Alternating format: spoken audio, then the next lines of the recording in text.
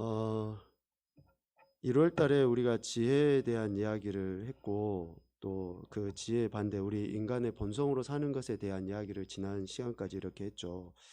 그러면서 어떻게 말씀으로 또 같이 은혜를 나눌까 생각하다가 올해는 주일에 욥기의 말씀을 한 장씩 이렇게 보면서 좀 은혜를 나눴으면 좋겠다라는 그런 생각을 하게 되었습니다.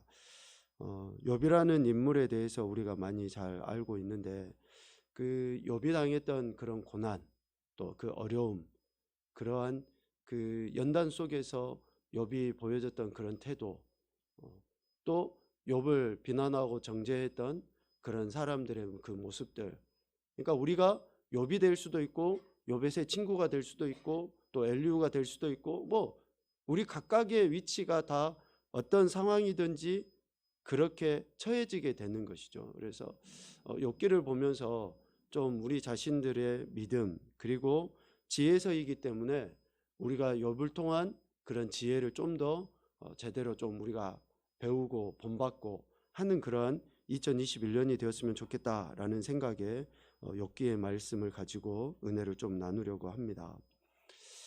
먼저 좀 우리가 생각해야 될 게, 그러니까 욥의 이런 인생이잖아요. 욥의 삶. 우리도 인생이고 삶에 대한 이야기를 이렇게 하는데, 시편 90편에서 모세가 한 이야기를 보면 정말 우리 인생이 참 이렇구나 라는 그 생각을 하게 되더라고요. 인생의 결말을 모세는 뭐라고 이렇게 이야기를 하냐면요, 시편 90편 3절 말씀에 보면 주께서 사람을 티끌로 돌아가게 하시고 말씀하시기를 너희 인생들은 돌아가라 하셨사오니 라고 이야기해요. 그러니까 우리 인생의 결말은 뭐예요? 흙이니까 흙으로 돌아가는 거예요. 티끌로 지음받아서 티끌로 돌아가는, 먼지를 뭉쳐가지고 만들어진 우리 인생의 존재의 결말은 먼지로 돌아가는 거예요. 세상 사람들은 이 땅에서 천년만년 살 것처럼 생각하면서 살아가요. 뭐 물론 그것도 좋죠. 그래서 열심히 해보고 뭔가 많이 가져도 보고, 그래서 뭔가 준비해보는, 그럴 수 있다 쳐요. 그런데 진짜 결론은 뭐예요? 우리는 다 티끌로 돌아가는 그런 존재라는 거예요. 티끌로 돌아가는 존재. 그러니까 티끌로 돌아가니까 우리가 이 땅에서 그냥 되는 대로 마음대로 살자라는 게 아니죠. 우리 인생의 결말이 이렇기 때문에 사는 날 동안에 어떻게 살아야 되는가 라는 것에 대한 그런 지혜를 우리가 얻을 수 있죠. 그래서 모세는 우리 인생의 결말을 죄로 인해서 티끌, 즉 파멸로 돌아가게 되어 있다라고 이렇게 이야기하면서 그 인생의 과정을 10절 말씀에 이렇게 이야기합니다. 우리 아시는 말씀이죠. 같이 봅시다. 우리의 연수가 70이요 강건하면 80이라도 그 연수의 자랑은 수고와 슬픔뿐이요 신속히 가니 우리가 날아가나이다. 아멘. 여러분, 벌써 2021년하고 셋째 주일입니다. 벌써예요. 벌써. 신속히 날아가는 정도가 아니라 진짜 빨라요. 뭐 죄송하지만 연세 드신 분들은 더 빠르다라고도 말씀하시죠. 그러니까 우리의 인생은 화살이 신속하게 날아가는 것처럼 그렇게 빠르게 지나가게 돼 있어요. 그 빠르게 지나가는 과정 속에서 인생의 모습이 어떻다라고 이야기합니까? 수고와 슬픔뿐이다 라고 이야기해요. 이게 허무주의에서 나오는 이야기가 아니에요. 사람들이 다 이렇게 생각하게 돼 있어요. 죄성을 가진 우리 인생들은. 우리 인생의 과정이 이렇다라는 거예요. 수고와 슬픔의 연속이라는 것이죠. 물론 기쁘고 즐겁고 감사할 일들도 있어요. 그런데 대부분의 사람들이 뒤돌아보면, 특별히 우리가 뭐 해넘이 예배를 드리고 할 때 그런 이야기들 하잖아요. 한 해를 뒤돌아보면 어떤 생각들이 듭니까? 감사하다라는 표현도 하지만 아쉬운 게 되게 많아요. 조금 더 할 걸, 좀 더 잘할 걸, 조금 더 뭔가 이뤄놔도 볼 걸. 왜요? 수고와 슬픔뿐이기 때문에 그런 마음들이 드는 거예요. 그래서 우리 인생은 어느 누구 할 것 없이 70까지 80까지 산다 할지라도 그의 모습은 수고와 슬픔뿐인 인생이다 라는 것이죠. 여기까지 이야기하면 세상 사람들하고 다를 바가 없어요. 그냥 똑같이 안 믿는 사람이나 믿는 사람이나 똑같아요. 그런데 모세는 이러한 인생 속에 진짜 중요한 것이 무엇이다 라는 것을 이야기하면서 그것을 하나님께 구합니다. 12절 말씀 보도록 하죠. 우리에게 우리날 계수함을 가르치사 지혜로운 마음을 얻게 하소서. 아멘. 이러한 우리의 인생이니까 우리 인생에게는 진짜 이게 필요합니다. 이것이 우리에게 있어야 합니다 라고 하나님께 구하는 것이죠. 그게 뭡니까? 지혜로운 마음이에요. 지혜로운 마음. 하나님을 경외하는 것, 하나님의 말씀대로 살아가는 것, 우리 소견에 오른 대로가 아니라 세상 사람들이 다 가는 그런 삶의 모습이 아니라 비록 좁은 길이고 좁은 문이고 많은 사람들이 가다가 중도에 포기해버리는 것이다 할지라도 우리는 이 길을 걸어가야 된다는 거예요. 하나님을 경외하는 거, 하나님 말씀대로 살아가는 거, 하나님의 뜻을 이루려고 하는 거. 사람들은 다 불편하게 여겨요. 하나님 말씀대로 사는 것을, 하나님 말씀 듣는 것을. 그래서 멀리하려고 합니다. 그러나 우리는 수고와 슬픔뿐인 인생이고 결국은 파멸로 끝나버릴 인생이지만 어때요? 그것이 다가 아니라는 거예요. 하나님을 경외하는 것이 우리에게 있어야 된다는 것을 모세는 이렇게 하나님의 은혜를 구하면서 우리에게 가르쳐 주시는 거죠. 그래서 한마디로 우리 인생은 하나님의 말씀을 거역한 죄악으로 인해서 주의 노예에 소멸되고 주의 분내심에 놀라는 그런 인생이 될 수밖에 없는 거죠. 그러나 이런 아무런 소망이 없는 우리 인생, 가치 없는 인생이지만 어때요? 지혜로운 마음을 달라고 하나님께 간구하는 것으로 인해서 우리의 소망이 어디에 있다고요? 하나님께 있다라는 것을 확실하게 가르쳐 주고 있습니다. 여러분 소망이 어디에 있습니까? 하나님께 있어요. 하나님께. 하나님 나라에 소망이 있습니다. 결코 이 땅에는 소망이 없어요. 제가 예배 전에 우리 집사님들이 찬양하고 계실 때 제 마음 안에 어떤 마음이 들었냐면 제가 뭐 대표는 아니지만 뭐 목사 된 지 뭐 몇 년 되지도 않았고 진짜 나이도 어리고 뭐 별로 그렇지만 제가 그래도 좀 대표해서 사과를 해야 되겠다. 목사를 대표해서 사과를 해야 되겠다. 그 마음이 강하게 이렇게 들더라고요. 정말 죄송합니다. 정말 죄송합니다. 여러분들에게 그렇고 또 우리 성도들에게 다 나라에도 그렇고 그 정인이 사건이라든지 또 지금 계속 뉴스에서 나오고 있는 그 안산이죠. 그 목사님 그 이야기라든지 너무 안타까운 일들이에요. 안타까운. 이러한 일들이 일어나고 있는 것이 우리 현실이거든요. 왜 이런 일이 일어나는가? 정말 죄송합니다. 목사라는 것 그리고 또 한편으로는 저와 여러분이 예수님 믿는 성도라는 것에 대한 오늘 모세를 통해서 우리에게 하나님께서 주신 교훈과 같이 우리에게 참 지혜가 없으니까 그러는 거예요. 참 지혜가 없으니까.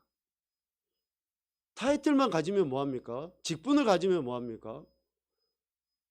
진짜 하나님을 경외하는 지혜가 없는데 그러니 이런 문제들이 일어나고 도저히 인간으로서는 해서는 안 되는 일들이 지금 이렇게 일어나고 있는 거예요.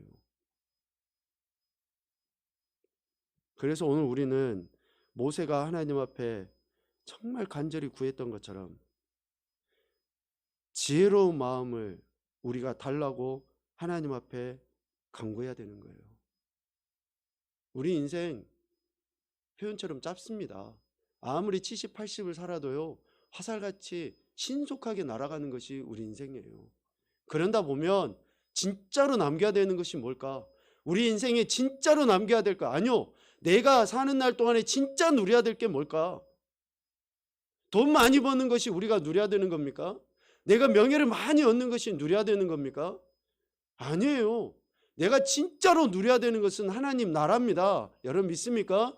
내가 진짜로 누려야 되고 이루어야 되는 것은 하나님 나라예요. 내 심령 안에, 내 삶의 현장 안에 하나님 나라가 이루어져야죠. 목사가 돼가지고 사람들을 괴롭히고, 목사가 돼가지고 사람들의 돈을 착취하고, 목사가 돼가지고 사람들을 아프게 하고 죽이기까지 하는 그러한 인생은 목사가 아닌 거예요. 성도가 아닌 거예요. 여러분, 지혜가 뭡니까? 그래서 모세는 수고와 슬픔뿐인 인생 속에서 하나님 앞에 지혜를 구했다라는 것이죠. 지혜가 있을 때, 즉 하나님의 관점에서 우리의 삶, 희노애락을 제대로 볼 때에 어떻습니까? 모두를 허락하신 하나님께만 감사와 찬양과 영광을 올려드릴 수 있게 되는 거예요. 모두를 허락하시는 하나님께, 즉 하나님의 전적인 주권하심 속에 허락되어지는 모든 것 속에 우리가 제대로 감사와 찬양과 영광 올려드릴 수 있어요. 지금 상황이 참 불편하고 힘듭니다. 어려워요. 이 상황에서도 우리는 제대로 감사하며 찬양할 수 있습니다. 사도 바울이 그랬던 것처럼 항상 기뻐할 수 있고 쉬지 않고 기도하고 범사에 감사할 수 있는 거예요. 우리가 제대로 하나님을 경외할 때에 그렇게 된다라는 거죠. 하나님이 모르실까요? 지금 이러한 질병, 하나님이 모르실까요? 이런 기후이변, 하나님이 모르실까요? 우리의 이런 관계적인 갈등, 이 모두를 허락하신 하나님께 이런 상황 속에서 우리가 제대로 감사하고 찬양할 수 있는 것은 하나님을 제대로 경외하는 지혜가 있을 때 가능하다라는 것이죠. 오늘 우리가 이제 욥을 보려고 하는 건데요. 욥을 봐봅시다. 욥이 우리가 읽진 않았지만 13절부터 이제 2장에 쭉 넘어가면서 욥이 당하는 그런 고난이 있어요. 이런 모든 상황 속에서 제대로 감사하고 찬양하고 하나님께 영광 올려드릴 수 있는 것은 앞서 모세가 고백한 것처럼 간구했던 것과 같이 지혜로운 마음이 있을 때 가능하다라는 것이죠. 그래서 우리는 이제 욥을 살펴보려고 합니다. 욥의 이름의 의미는 회개하는 자라는 의미가 있다 그래요. 회개하는 자. 그리고 또 다른 의미는 괴롭힘을 받은, 미움을 받은 자라는 의미가 있다 그럽니다. 욥. 그러니까 뭐 어느 것으로 해석한다 할지라도 좀 낯설지는 않아요. 욥의 인생을 우리가 알고 있기 때문에 회개하는 자이고 괴롭힘을 받고 미움을 받는 자라는 건데, 우리가 선지식으로 이렇게 알고 있는 것처럼 욥이 어느 시대 사람인가, 족장시대에 살았던 인물이다라고 대부분의 학자들이 이렇게 추정을 합니다. 저도 거기에 동의는 하고요. 왜 그러냐면 5절 전반부, 1장 5절 전반부의 말씀을 보면 욥이 자녀들이 이렇게 잔치를 하고 나서 부지간에 하나님 앞에 범죄했을까 싶어서 자녀들을 불러다가 성결하게 하는 그런 제사를, 번제를 이렇게 드리는 모습이 나오죠. 족장시대 이전과 족장시대 이후, 즉 모세시대가 확연하게 달라진 점은 뭡니까? 모세시대, 모세율법시대에서는 제사는 누가 집례하게 돼 있어요? 제사장이 하도록 돼 있어요. 그런데 지금 욥이 자녀들을 위해서 번제를 드렸다라고 할 때는 모세의 율법, 즉 제사장이 세워지기 이전이라고 충분히 추측을 해볼 수 있는 것이죠. 그래서 욥은 족장시대에 살았던 인물, 아브라함과 동시대에 살았던 인물이다라고 이렇게 대부분 추정을 하는데 뭐 거기에 동의를 하고요. 욥이 이제 그렇게 그 시대의 사람으로서 그런 마음과, 그러니까 도덕적이나 영적인 모습은 어떠했는가라고 살펴보면 오늘 1장 1절 말씀에 욥에 대한 평가가 이렇습니다.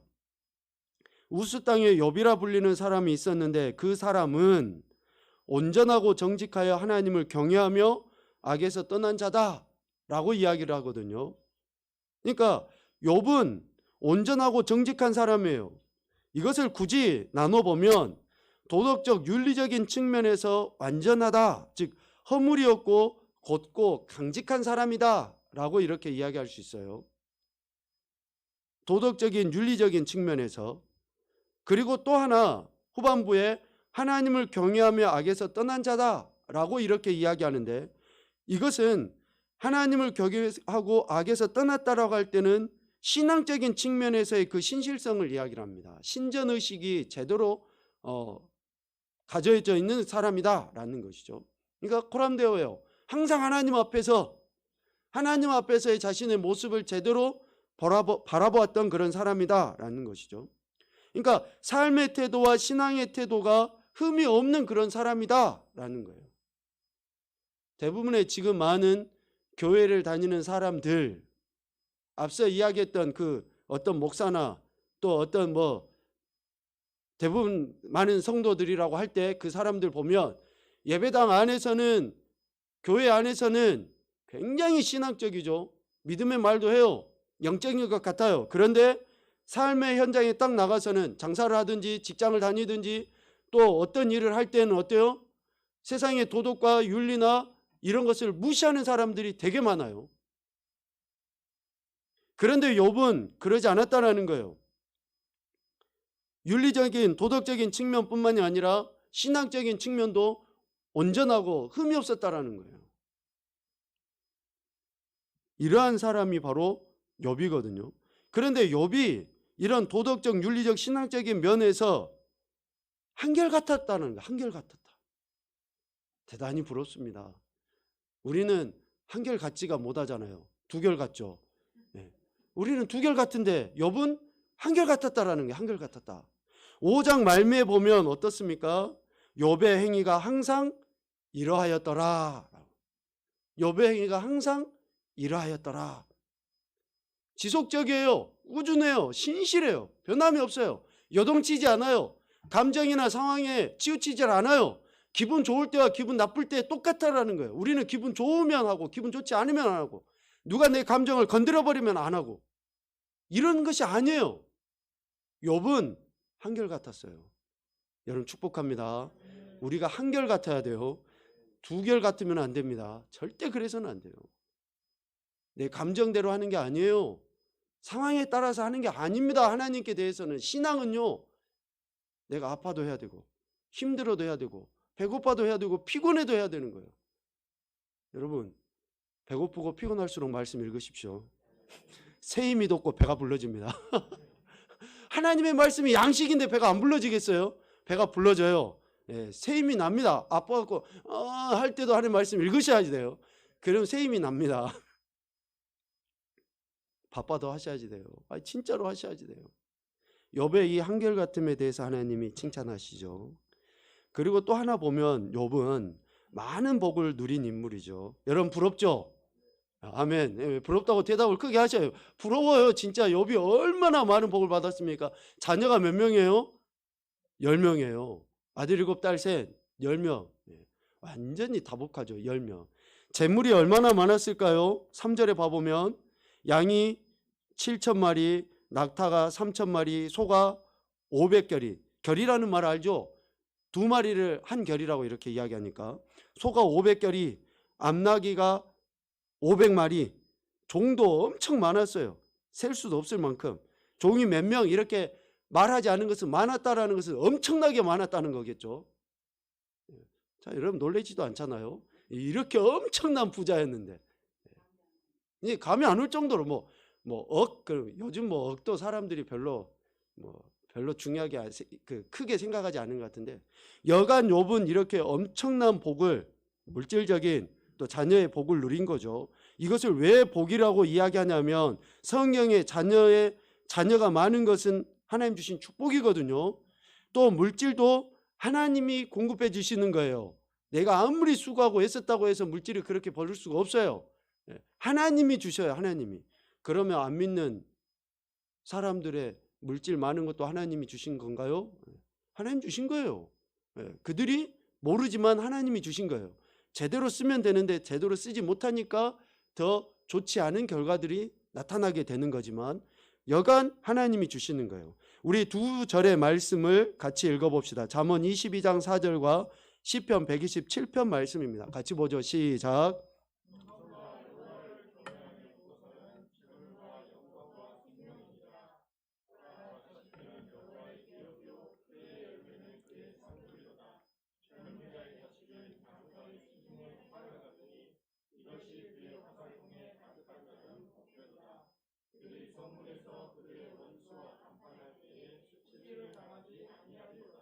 아멘. 보세요. 하나님을 경외하는 자에게 재물, 영광, 생명을 주시잖아요. 그리고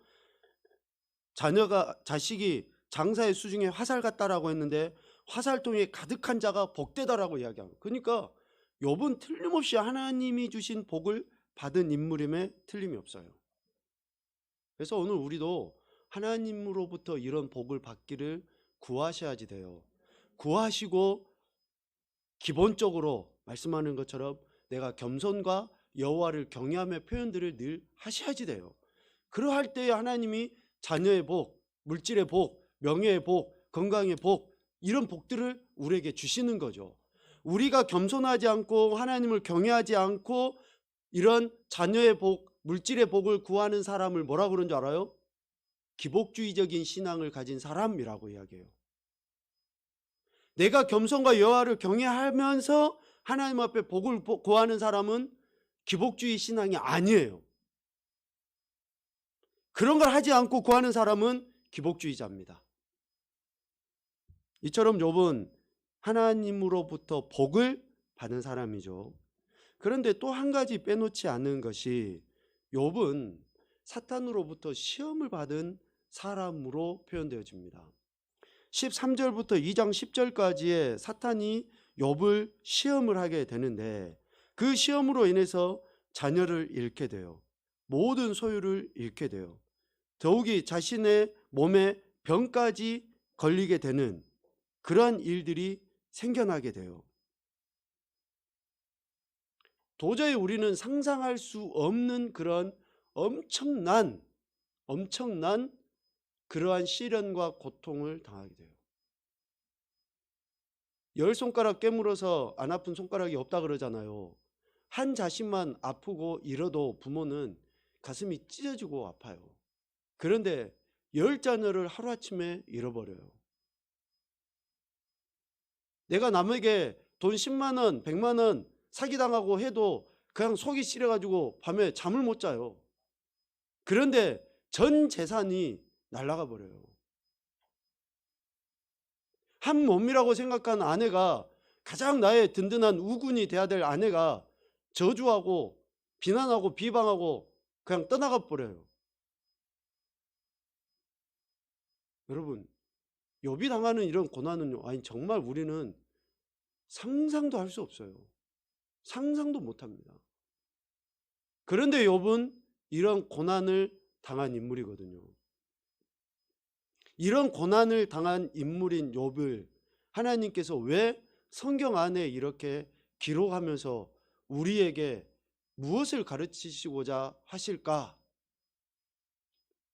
저는 두 가지라고 생각을 합니다. 첫째는 1장 21절 말씀입니다. 우리 같이 보도록 하죠. 1장 21절입니다. 시작. 이르되 내가 모태에서 알몸으로 나왔사온즉 또한 알몸이 그리로 돌아가올지라. 주신 이도 여호와시오 거두신 이도 여호와시오니 여호와의 이름이 찬송을 받으실지니이다 하고. 아멘.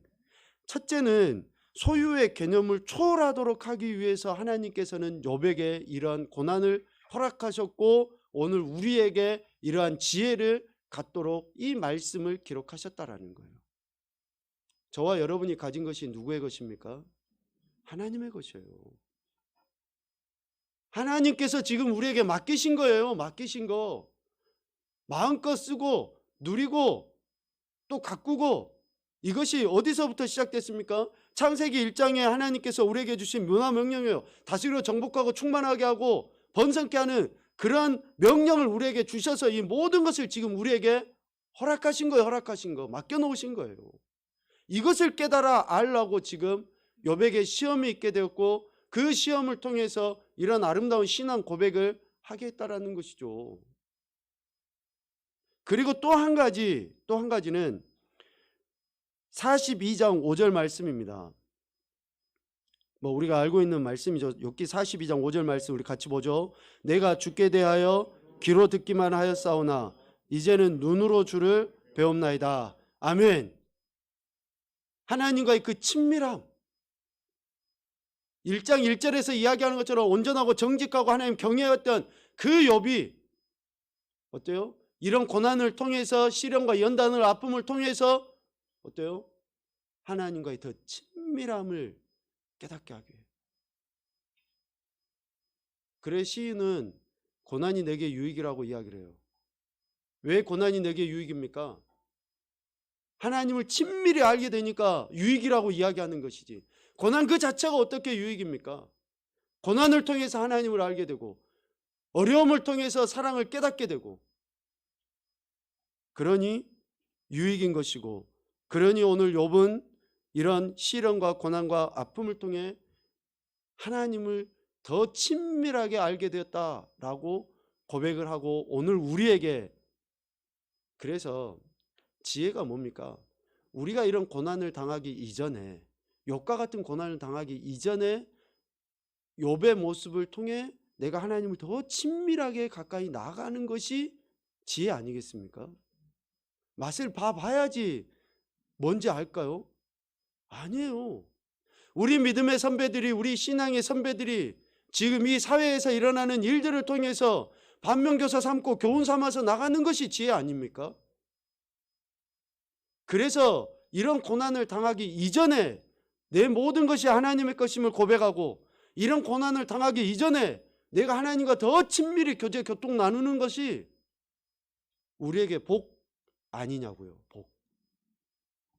그래서 오늘 우리는 욥을 통해 다시금 하나님의 말씀 안에서 하나님을 경외하는 자로서의 삶을 즉 한결같은 삶과 신앙의 태도를 보여야 된다라는 것을 깨닫게 되는 것이죠. 이처럼 욥은 이러한 그 내용으로 설명을 해볼 수 있는데 욥은 우리가 특별히 알 수 있는 것이 뭐냐면요. 자신의 인생의 그 모든 것이 하나님의 주권하에 있다라는 것을 알았던 것 같아요. 그리고 오늘 우리가 읽었던 그 본문 안에서도 하나님의 주권이 여전히 선포되고 있음을 이야기를 해주고 있어요. 사탄이 9절에 보니까 여호와께 이제 묻는 거죠. 어떻게 욥이 까닭없이 이렇게 하나님을 경외할 수 있을까요? 라고 이제 교활하게 질문을 하는 거예요. 그런데 하나님은 이런 사탄의 교활한 계획까지도 허용하시죠. 참 그러니까 하나님의 하시는 것을 도저히 우리 인간은 이해를 못합니다. 그냥 처음부터 하나님이 그냥 사탄을 내쳐버린다든지 그냥 이렇게 욥을 시험하지 못하도록 하면 좋잖아요. 근데 하나님이 허용하셔요. 안타까운 일이지만 그 어린 아이의 그 죽음으로 인해서 그것도 하나님이 허용하시는 것이니까 죽음으로 인해서 우리는 어떤 생각을 해야 되는지를 알잖아요. 세상 사람들이 예수님 믿는 또 그러한 직분을 가진 자들을 비난하고 비방하고 하는 일들이 일어나요. 일어납니다. 그런데 소위 말하는 그 정말 뭐 표현이 그렇죠. 천사와 같은 그 어린 아이가 죽는 것을 통해서 하나님은 무엇인가 지금 우리에게 말씀을 하고 계시는 거죠. 무엇인가 말씀을 하고 있는 거예요.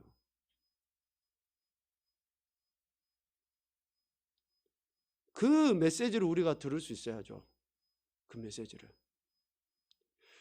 정말 하나님께서 왜 이런 일들을 지금 이 시대에 우리가 살아가는 이때 허용하셨을까? 너무 가슴 아프잖아요. 너무. 근데 왜 하나님이 이때 이런 일을 허용하실까?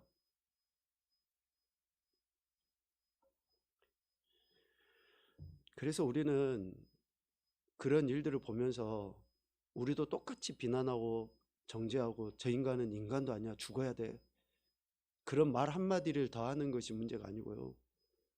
미안하지만 내가 문제인 것을 다시금 생각을 해야 되고, 내가.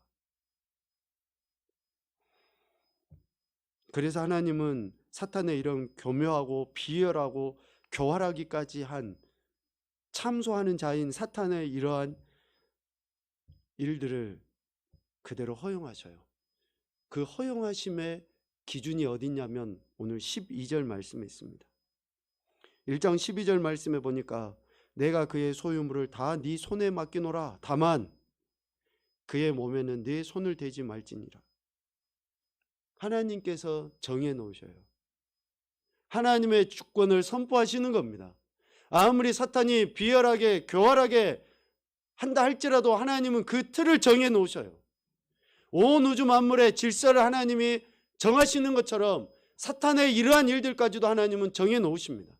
그래서 우리는 지금 일어난 일들로 인해서 하나님을 원망하고 불평하고 하나님은 안 계셔라고 세상 사람들이 말하는 것처럼 똑같이 우리가 이야기하는 게 아니라, 그럼에도 불구하고 하나님은 살아서 역사하시고 하나님의 주권을 여전히 선포하고 계신다라는 것을 우리는 절대 잊어서는 안 됩니다. 하나님은 하나님의 주권을 절대 놓지 않으십니다. 정해 놓으셨습니다.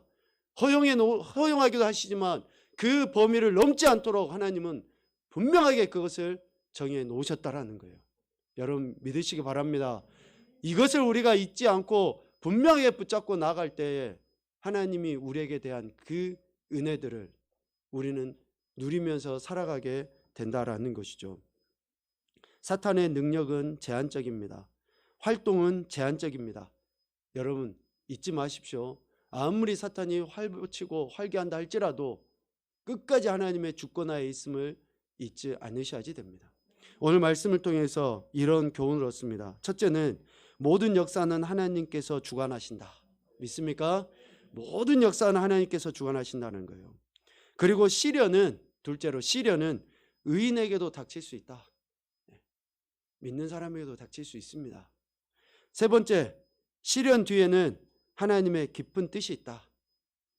어려움과 고통과 고난 뒤에는 하나님의 깊은 뜻이 있다. 그래서 우리는 더욱더 하나님만을 신뢰하며 나가야 될 줄로 믿습니다. 이번 한 주간도 하나님이 우리 삶 가운데 깊이 관여하셔서 우리를 주관하고 계심을 항상 신뢰하시고 변함없이 하나님만 바라보고 의지하고 나가는 저와 여러분이 되시기를 주님의 이름으로 축복합니다.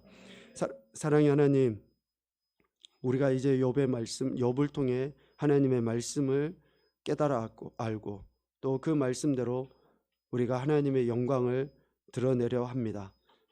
올 한 해 우리에게 시간이 주어진다 그러면 욥이 어떻게 하나님을 신실하게 경외했는지 제대로 묵상하고 또 우리 삶 가운데서 제대로 훈련받아 하나님의 더 큰 영광 올려드릴 수 있도록 성령 하나님 인도하여 주시옵소서. 모든 것이 하나님의 주권하에 있음을 기억하여 범사에 찬양과 영광만 올려드리는 신실한 그리스도인이 되게 하여 주시옵소서. 주 예수 그리스도의 은혜와 아버지 하나님 무한하신 사랑과 성령 하나님의 교통 충만 위로 인도하심의 은혜 은총이 날마다 하나님을 경외하며 그 말씀에 순종하기로 다짐하며 결단하는 사랑 우리 믿음의 지체들 머리 위에 교회와 나라 민족 위에 이제로부터 영원토록 함께 하시길 간절히 축원하옵나이다.